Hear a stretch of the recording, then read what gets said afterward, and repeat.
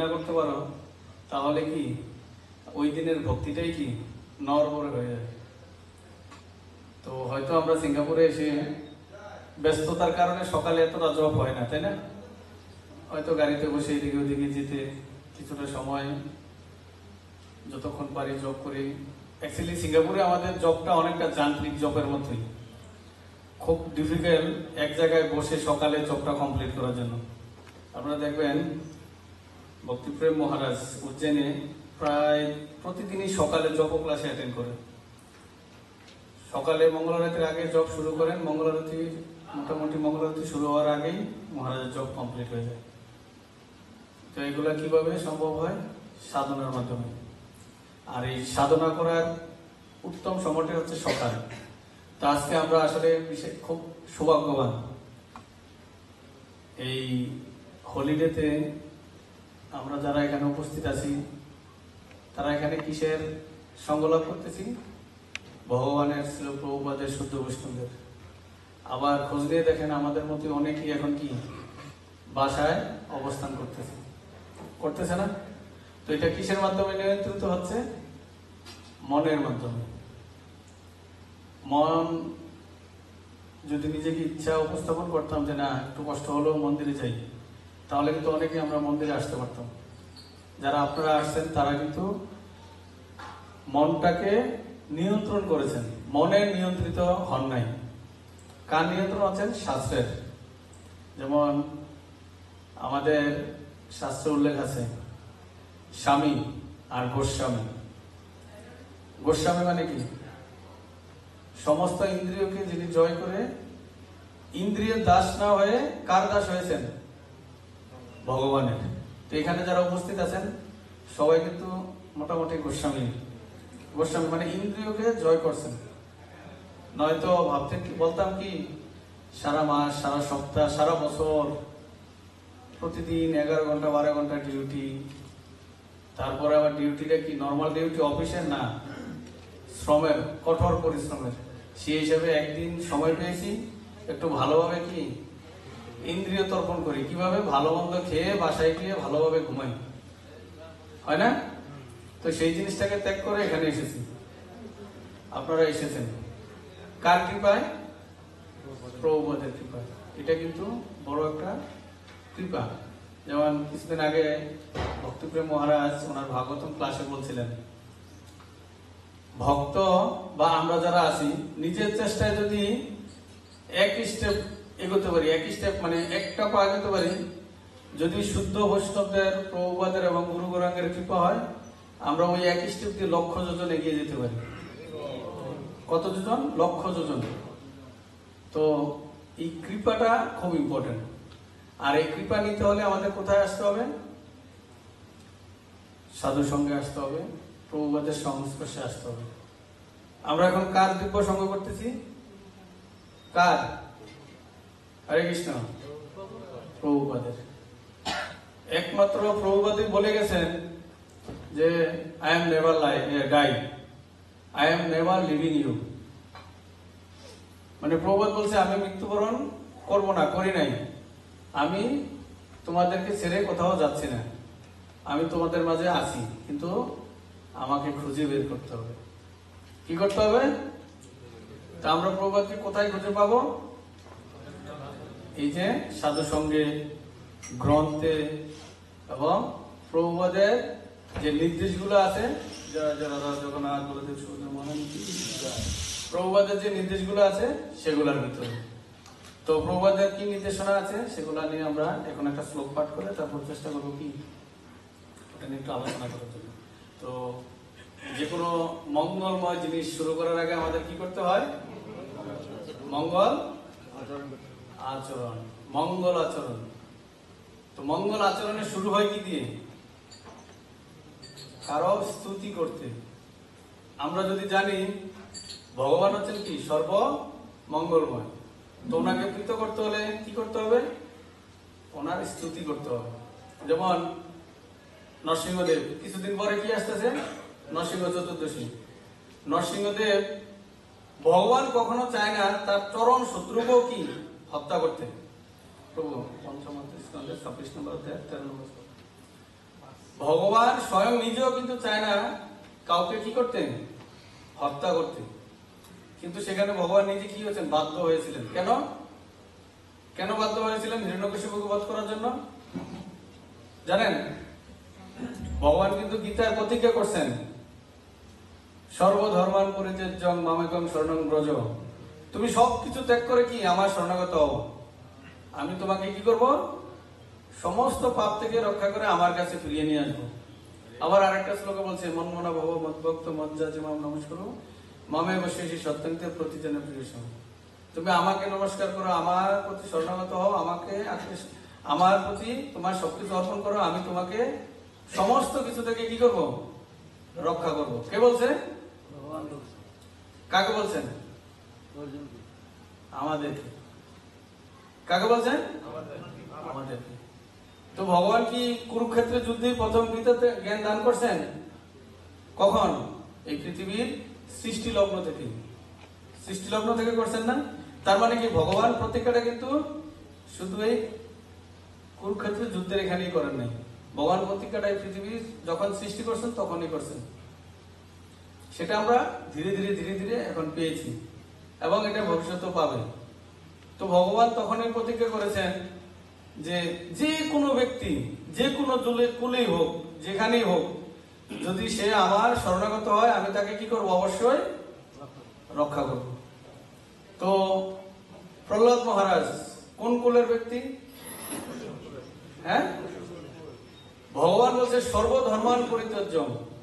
তুমি অসুর কুলে যারা জন্মগ্রহণ করে তাদের ধর্ম কি? অসুরের ধর্ম কি? হরে কৃষ্ণ। অসুরের ধর্ম কি? অসুরের ধর্ম হচ্ছে উৎপাত করা, সাধুদেরকে বিরক্ত করা, ভগবানের যে শাস্ত্রগত নিয়ম আছে সেটার অপোজিট, বিপরীত ক্রিয়া করা। এই জন্যই তারা কি?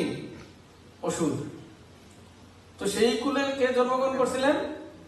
প্রহ্লাদ মহারাজ। কিন্তু কার শরণাগত ছিলেন? ভগবানের। নরসিংহদেবের শরণাগত ছিলেন না, কিন্তু উনি কার শরণাগত ছিলেন? ভগবানের। হরি, হরি আমার কি? ভগবান, উনি আমার পিতা। হয়তো ওই সময় সত্যযুগের কাহিনী তো এটা, তখন ভগবানকে কি নামে সাধনা করতেন? হরি নামে। তো উনি মাতৃগর্ভে থেকেই শ্রবণ করছেন। মাতৃদেবীও কিন্তু কি? অসুর জনির, পিতৃদেবও অসুর জনির, কিন্তু মাতৃগর্ভে থেকেই নারদ মুনির মাধ্যমে ভগবানের এই গুণকর্তা কি করছেন? শ্রবণ করছেন। শ্রবণ করে উনি জানতে পারছেন যে হ্যাঁ, প্রকৃত পক্ষে কি আমার সবকিছুর যে পরম নিয়ন্তা তিনি হচ্ছেন ভগবান। আর উনি অসুরকুলে হয়েও ভগবানের শরণাগত হয়েছেন। আর এই ভগবানের শরণাগত হওয়ার ফলে সে কি হয়েছেন? কত কষ্ট, কত যাতনা, কত দুঃখ, কত লাঞ্ছনা সে ভোগ করছেন না? তখন ভগবান বাধ্য হয়ে এসেছেন ভক্তকে রক্ষা করতে, আর কাকে? অসুরকে বিনাশ করার জন্য। ভগবান কিন্তু গীতাতে এটাও প্রতিজ্ঞা করছিলেন যে আমি যুগে যুগে এই জগতে আসি। কেন আসি? দুষ্টের দমন, শিষ্টের পালন আর ধর্ম সংস্থাপনায় সম্ভাবনায় যুগে যুগে। তো তাহলে এখানে ভগবানের গীতার কয়টা শ্লোকের আমরা প্রমাণ পেলাম? তুমি যদি ভগবানের শরণাগত হও তোমাকে অবশ্যই আমি কি করব? রক্ষা করব, একটা প্রমাণ। দ্বিতীয়ত কি? অসুরকে মানে দুষ্টের দমন করে ধর্ম সংস্থাপন করছে। হ্যাঁ, হিরণ্যকশিপু এত বড় মানে তপস্যা করছেন যার ফলে মোটামুটি প্রায় অমরত্ব পেয়ে গেছিলেন না? কেমন? দিনে মারা যাবে না, রাতে মারা যাবে না, ঘরে মারা যাবে না, বাইরে মারা যাবে না, মানুষ মারতে পারবে না, পশু মারতে পারবে না, অস্ত্র দিয়ে মারতে পারবে না, মানে মোটামুটি সব ধরনের। এই জন্য ভগবান নিজের রূপকে পরিবর্তন করেও যা প্রতিজ্ঞা করছেন তা রক্ষা করার জন্য কি ভগবান এসেছেন। তো ভগবান আসেন, আসার পরে যখন এই ভগবান হিরণ্যকশিপুকে বধ করার পরে ক্রোধান্বিত হয়ে গেছিলেন। কি হয়ে গেছিলেন? ক্রোধান্বিত। হ্যাঁ, তোর এত বড় সাহস, তুই আমার ভক্তকে এত টর্চারিং করছিস, আমার ভক্তকে চ্যালেঞ্জ করো যে ওয়ালের ভিতরে আমি আছি কিনা। হ্যাঁ, ক্রোধান্বিত হয়ে গেছেন। আর এই ক্রোধকে নিবারণ করার জন্য সবাই এসেছেন, বলতেছেন শান্ত হন, শান্ত হন, শান্ত হন, কিন্তু শান্ত হন নাই। কে শান্ত করেছেন? প্রহ্লাদ মহারাজ। যখন ভক্ত গিয়ে করজোড়ে প্রণাম করে স্তুতি করছেন, তখনই ভগবান এই ক্রোধান্বিত ভাব থেকে কি তার অপূর্ব মহিমামণ্ডিত যেই ভালোবাসার রূপ, সেই রূপে ফিরে এসেছেন। তো ওখানে প্রহ্লাদ মহারাজ কি করছিলেন? ভগবানের স্তুতি করছিলেন। আর এই স্তুতিটা মন্ত্র আকারে যখন আমরা করি, সেটাকে কি বলা হয়? মঙ্গলাচরণ। তো এই যে ভাগবতের কথা আলোচনা করা, ভগবানের ভক্তদের সঙ্গ করেন, এটা প্রত্যেকটাই কি মঙ্গল আচরণ। এখানে সকালে যারা উপস্থিত ছিলেন সবাই যে আচার আচরণ গুলো করছেন, এটি একটা মঙ্গল আচরণ। আচরণ মঙ্গলজনক যে আচরণ। আমরা সকালে উঠে কি করছি? সকালে উঠেই স্নান করছি না, ড্রেস চেঞ্জ করে ভগবানের এখানে আসছি, জপ করতেছি, ভগবান দর্শন করছি। আর প্রতিটা জিনিসের জন্য কিন্তু আলাদা আলাদা মন্ত্র ছিল বা রয়েছে।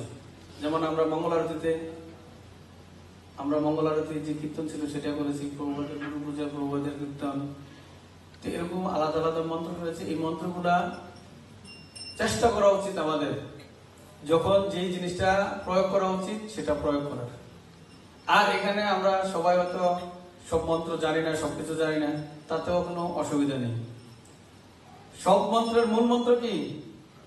হরে কৃষ্ণ কৃষ্ণ কৃষ্ণ হরে হরে, হরে রাম রাম রাম হরে হরে। এটাকে কি মন্ত্র বলা হয়? মহামন্ত্র। প্রভু, মন্ত্র তো মুখস্থ পারি না, মুখস্থ হয় না, পড়াশোনা নেই, অক্ষর জ্ঞান নেই, এই নেই সেই নেই। থাকতে পারে, আমাদের এটা হয় না। তো সবকিছু না জানলে অন্তত সরল চিত্তে নিজেকে শুদ্ধভাবে রেখে মঙ্গলময় যে আচরণগুলো আছে সেই আচরণগুলো করে এক চিত্তে, সরল চিত্তে যদি আমরা ভগবানের এই শুধু হরে কৃষ্ণ মহামন্ত্র জপ করি, তাহলেই কি আমাদের এই সমস্ত মঙ্গল আচরণগুলো এই এক মন্ত্রের ভিতরেই নিহিত রয়েছে। আমরা এখানে কে কে জানি হরে কৃষ্ণ মহামন্ত্রের অর্থ? হাত তোলেন। অনেকেই হাত তুলছেন, আবার অনেকে তোলেন নাই। হরে কৃষ্ণ মহামন্ত্রের অর্থ আমরা জানি, একবারে সিম্পল। কি? হে কৃষ্ণ, হে ভগবানের আল্লাহ তিনি শক্তি রাধারানী, কৃপা করে আমাকে আপনার সেবায় যুক্ত করুন। প্রেমময়ী সেবায়। সেবার মধ্যে দুই রকম আছে। কয় রকম? দুই রকম। আমরা যখন কোম্পানির কাজ করি তখন সেটা কি ধরনের সেবা? বিনিময় সেবা। আর যখন এখানে ভগবানের সেবা করি তখন সেটা কি? প্রেমময়ী সেবা। বিনিময় কি? সারা মাস কাজ করবো, বিনিময়ে কিন্তু মাসের পর মাইনে দিতে হবে। মাইনে নাই, কাজ করবো না। বেতন 2 দিন পরে দিলে তো মোটামুটি আমাদের একটু ওনাবেনা শুরু হয় না? আর ভগবানের সেবা করতেছি, কোনো কিছুই পাইতেছি না, তাই না? ভগবানের সেবা করতেছি, কিছু পাইছেন? গম হারাম করছেন, জিহ্বার লালসা থেকে মুক্তি পাওয়ার যে সাধনা খুব কম লোকেই করে। জিহ্বার লালসাকে মেটানোর জন্য কত ধরনের খাবার। হ্যাঁ, কিছুদিন আগে আমি একটা লেকচার শুনছিলাম রাধানাথ স্বামী মহারাজের। উনি আমেরিকা গেছেন, যাওয়ার পরে উনি বলতেছেন, ওনার কাছে এক ভক্ত আসছেন, আয়সা বলতেছে, মহারাজ আপনি আমার সন্তানের প্রতি তো আশীর্বাদ করেন। কেন তোমার ছেলে পেয়েছি? আর আগে তো প্রথমে খাইতো কি বিয়ার, কি খাইতো? বিয়ারের টেস্টের পরে গেছে কি বলে ওটার নাম হলো,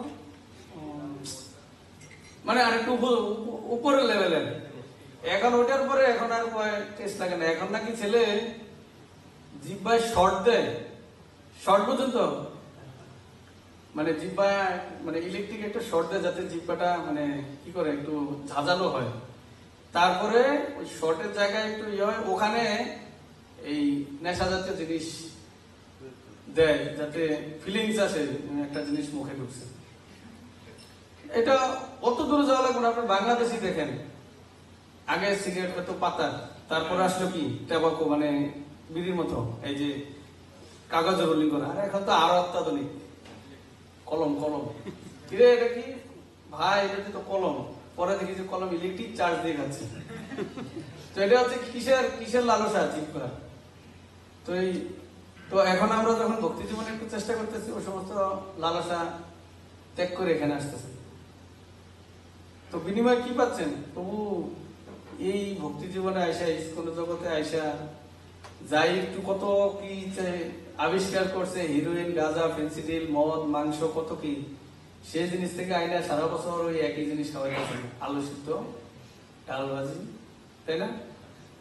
কিন্তু চৈতন্য চরিতামৃতে মহাপ্রভু বলছেন, কি বলছেন? জিহ্বার লালসায় যিনি এতি উতি খায়, মানে যা জিহ্বার লালসা পূরণ করার জন্য আমরা যা কিছু খাই, সেটা আমাদের কি আসলে খাওয়া উচিত কিনা, সেই জিনিসটাই আজকে কি এখানে আমরা আলোচনা করার চেষ্টা করব। হরে কৃষ্ণ। ওম নমো ভগবতে বাসুদেবায়। ওম নমো ভগবতে বাসুদেবায়। ওম নমো ভগবতে বাসুদেবায়।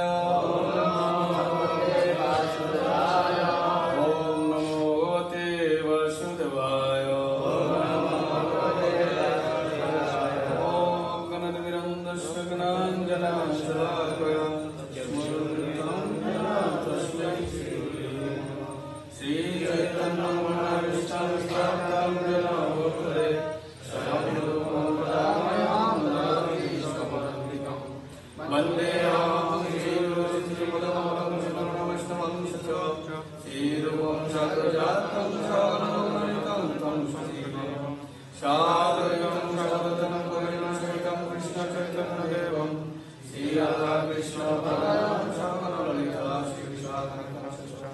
হে কৃষ্ণ করুণা সিন্ধু দীনবন্ধু জগৎপতে গোপীশ গোপীকান্ত রাধাকান্ত নমস্তে। তপ্ত কাঞ্চন গৌরাঙ্গী রাধে বৃন্দাবনেশ্বরী কেশবানুসুতে দেবী নমামি হরি। জয় মঞ্চকল্পতরুভ্যশ্চ কৃপা সিন্ধুভ্যেব চ পতিতানাং পাবনেভ্যো নমো বিষ্ণুপদায় কৃষ্ণপ্রেষ্ঠায় ভূতলে শ্রীমতে ভক্তিবেদান্ত স্বামিনিতে নমস্তে সরস্বতী দেবে গৌরবাণী প্রচারিণী নির্বিশেষ শূন্যবাদী পাশ্চাত্যদেশতারিণী। জয় শ্রী কৃষ্ণ চৈতন্য প্রভু নিত্যানন্দ শ্রী অদ্বৈত গদাধর শিবাসাদি গৌর ভক্তবৃন্দ। হরে কৃষ্ণ কৃষ্ণ কৃষ্ণ হরে হরে, হরে রাম রাম হরে হরে। তো আজকে আমরা আলোচনা করতেছি শ্রীমদ্ ভাগবতমের পঞ্চম স্কন্ধ, অধ্যায় নম্বর 26, শ্লোক নম্বর 13। সবাই আমার সাথে বলার চেষ্টা করবেন। যস্তি হবা উগ্র পশুন পক্ষিণ বা প্রণত উপর অন্দয়তি পক্ষিণ বা প্রাণত উপর অন্দয়তি তম করুণম পুরুষাদৈরপি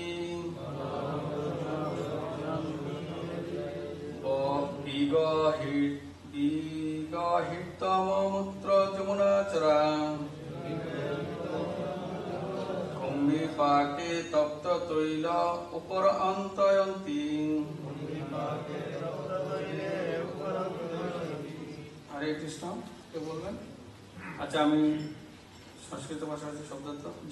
যে ব্যক্তি, তু কিন্তু, ইহ এই জীবনে, বা অথবা, উগ্র অত্যন্ত নিষ্ঠুর, পশুন পশু, পক্ষিণ পক্ষী, বা অথবা, প্রাণত জীবিত অবস্থায়, উপরন্দয়ন্তি রান্না করে, তম তাকে, অপকরুণম অত্যন্ত নিষ্ঠুর হৃদয়, পুরুষ আদে যারা নরমাংস আহার করে, অপি ও, বিগহিতম নিন্দিত, অমূত্র পরবর্তী জীবনে, যম অনুচারা যমদূতেরা, কুম্ভিপাকে কুম্ভিপাক নামক নরকে, তপ্ত তৈলে ফুটন্ত তেলে, উপরয়ন্দ অয়তি অন্তি রন্ধন করে।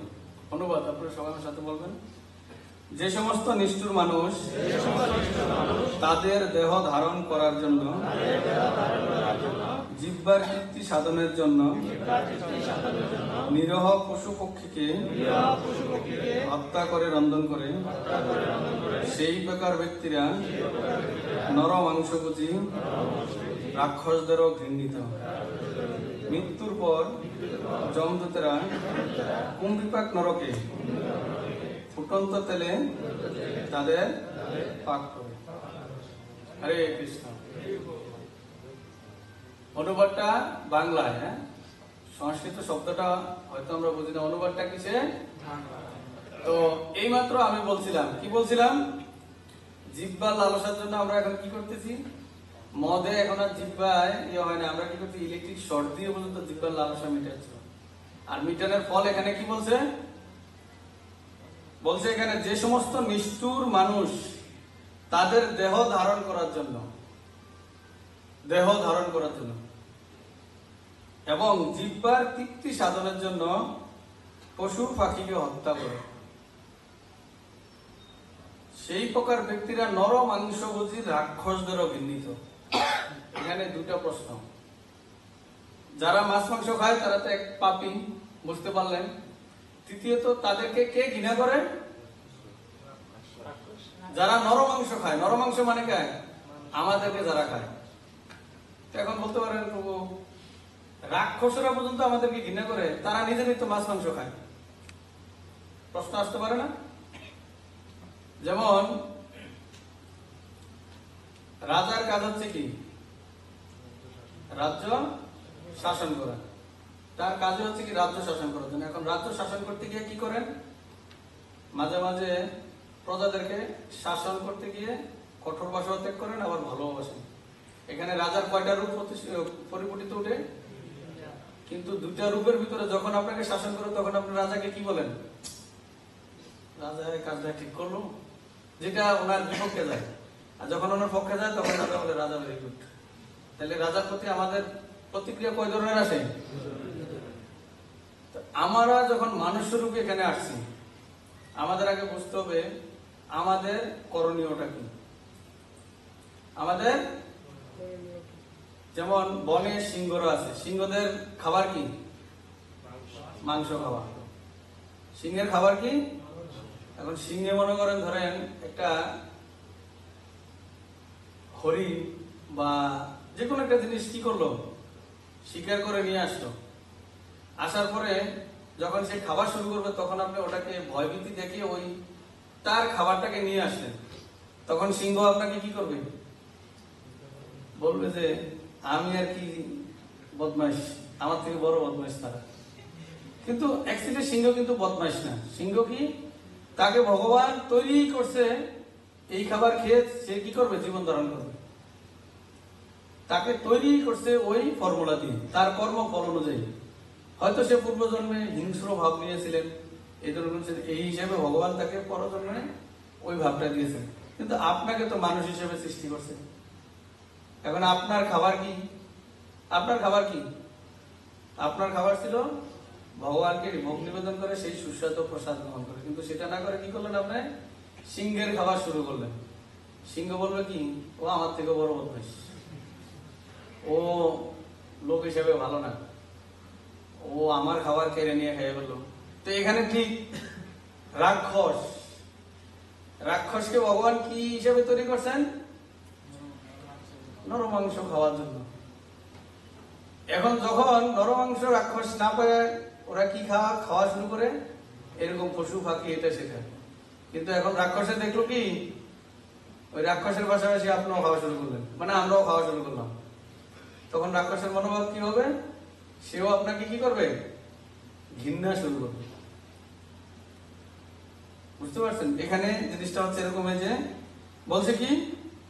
যে পশু পক্ষীকে হত্যা করে খায় সে রাক্ষসেরও কি? ঘৃণিত। তাহলে চিন্তা করেন, যে রাক্ষসের স্থান ভগবত ধামে তো জোর থাক, মানে নরকের সবচেয়ে নিম্ন স্থানে যার স্থান হবে, তারা পর্যন্ত আমাদেরকে, আমার জিহ্বার লালসাকে যদি আমরা না কন্ট্রোল করতে পারি, তারা পর্যন্ত আমাদেরকে ঘৃণা করবে। তার মানে কি? আমাদের লেভেলটা আরো কত নিচে, আরো কত নিচে। কিসের কারণে? জিহ্বার কারণে। আর এই জিহ্বার মাধ্যমে আমরা কাকে তর্পণ করি? ইন্দ্রিয়কে তর্পণ করি। যেমন দেখবেন সিঙ্গাপুরে এটা খুব ভালো একটা এক্সাম্পল পাওয়া যায়। কালকে বাসা থেকে আসার পথে কয়জনে দেখছেন রোডের আশেপাশে দুই একজন পড়ে আছেন মট্ট খেয়ে? হ্যাঁ, মোটামুটি দেখা যায় না? এটা তারা মদ খাচ্ছে, খেয়ে কি করতেছে, তার ব্রেনটাকে শক করে দিচ্ছে। অল্প কিছু সময়ের জন্য সে মানে কি ফিলিংস, একটা ফিলিংস আনার জন্য সেই মদটা খাচ্ছে, খেয়ে তার ইন্দ্রিয়টাকে কি করছে, তর্পণ করতেছে, ইন্দ্রিয়ের দাস হয়ে যাচ্ছে। কার দাস? ইন্দ্রিয়ের দাস। প্রবাদ বলছেন কখনো ইন্দ্রিয়ের দাস হওয়া চলবে না। যে ওই মুহূর্তে আমরা ইন্দ্রিয়ের দাস হবো, ওই মুহূর্তে আমরা কি মনুষ্য জীবন থেকে পরডাউন হয়ে যাব। প্রবাদ অনেক জায়গায় বলছে এই কথাটা। কি পশু আর মানুষের মধ্যে পার্থক্যটা কি? পার্থক্যটা কি? কোনো পার্থক্য নেই যদি আমাদের আচরণটা পশুর মতো হয়। প্রবাদ বলছে না, কি বলছে? পশুও খাবার খাচ্ছে, আমরাও খাচ্ছি। পশুও রাত্রে বিশ্রাম নিচ্ছে, আমরাও কি বিশ্রাম নিচ্ছি। পশুও মৈথুন্য করছে, মানে বংশ বিস্তার করার জন্য, আমাদের মনুষ্য বংশ বিস্তার করার জন্য মৈথুন্য মানে ইয়ে করছে। তাহলে মানুষ আর পশুর মধ্যে কোনো পার্থক্য আছে? হ্যাঁ, নেই। কিন্তু একটা জায়গায় প্রবাদ বলছে, যখন আপনি এই সমস্ত জিনিসকে কন্ট্রোল করে ভগবানের শাস্ত্র অনুযায়ী চলবেন, তখনই আপনি পার্থক্যটা অনুভব করতে পারবেন। তো সেক্ষেত্রে কি আমরা খাবার খাবো, কোনটা খাবো? যেটা ভগবানকে নিবেদন করে খাওয়া যায়। আমরাও পশুর মতো কাজ করব। পশুরা কিন্তু কাজ করে, জানেন? যখন দেখবেন সিংহ বাঘের খাস মানে খিদা লাগে, তখন তারা কাজে নেমে পড়ে। কি কাজ তাদের? শিকার করা। তা আমরা কাজ করতেছি না? আমরা কি শিকার করি? কাজের বিনিময়ে টাকা। এখন টাকা দিয়ে আমরা কি খাচ্ছি সেটাই হচ্ছে কি মেইন ফ্যাক্ট। সারাদিন কাজ করার পরে বিনিময়ে সারাদিন বা মাসের শেষ পারিশ্রমিক পাই। সেই পারিশ্রমিক দিয়ে কেউ ভগবানের জন্য ফল, জল, প্রসাদ মানে কাঁচা সবজি বাজার করে রন্ধন করে ভগবানকে ভোগ নিবেদন করে। আবার কেউ ওই যে এখানে যেটা বলছে, পশু পক্ষী হত্যা করে কিনে এনে রন্ধন করে খায়। বুঝতে পারছেন পার্থক্যটা কোথায়? তারপরে মৈথুন্যর ব্যাপারটা, এটা প্রবাদ খুব সিনসিয়ার ভাবে বলছে। হ্যাঁ, খুব সিনসিয়ার ভাবে। আমরা যদি এই ভক্ত সঙ্গে আসার আগেও আমাদের সমাজে একটা প্রচলিত ধারা রয়েছে, সেটা কি আমরা কিন্তু বিবাহিত জীবনের আগে কেউ মৈথুন্য করতে পারি না। তাহলে সেটা কি হয়ে যায়? অবৈধ স্ত্রী সঙ্গ বা পুরুষ সঙ্গ। তো বিবাহটা হচ্ছে কি আমাদের যজ্ঞের মাধ্যমে একটা শুদ্ধতা। এবং শাস্ত্রে এও উল্লেখ আছে স্বামী স্ত্রীর মিলন, যেটাকে বলা হয় যৌন মিলন, সেটাও একটা শুদ্ধতা। বিশেষ করে যারা ভক্তি জীবনে আসার পরে গৃহস্থ জীবনে যান, গৃহস্থ জীবনে যাওয়ার পরে গুরু মহারাজ বলেন বা সিনিয়র বৈষ্ণবরা বলেন, সন্তান উৎপাদন করার জন্য যদি আপনারা স্বামী স্ত্রীর মাধ্যমে মিলন হয়, সেজন্য গর্ভ সংস্কার করা হয়। কি করা হয়? এবং গর্ভ সংস্কারের বিষয়ে বিশেষ কিছু মন্ত্র আছে। এই মন্ত্রগুলা, এই যজ্ঞ, একটা যজ্ঞ করতে হয়। এই যজ্ঞ করার পরে প্রবাদ বলছে কমপক্ষে 50 রাউন্ড যজ্ঞ করার পর যদি স্বামী স্ত্রী মিলন হয়, তাহলে সেই গর্ভে যে সন্তান আসবে সে নিশ্চিত রূপে কোনো না কোনো বৈষ্ণব আছে। এটার বাস্তব উদাহরণ আমরা দেখতে পাই দিতি আর অদিতির লীলাতে। দিতি আর অদিতির হাজবেন্ড কিন্তু একজনই। কয়জন? কিন্তু এক স্ত্রীর গর্ভে হয়েছে কি সব অসুর, আর আরেক স্ত্রীর গর্ভে কি হয়েছেন সব বৈষ্ণব রূপী দেবতা। শুধুমাত্র এফেক্টরটা কি ছিল? একজন স্বামীর সাথে মিলিত হয়েছিল ইন্দ্রিয়কে কি করার জন্য?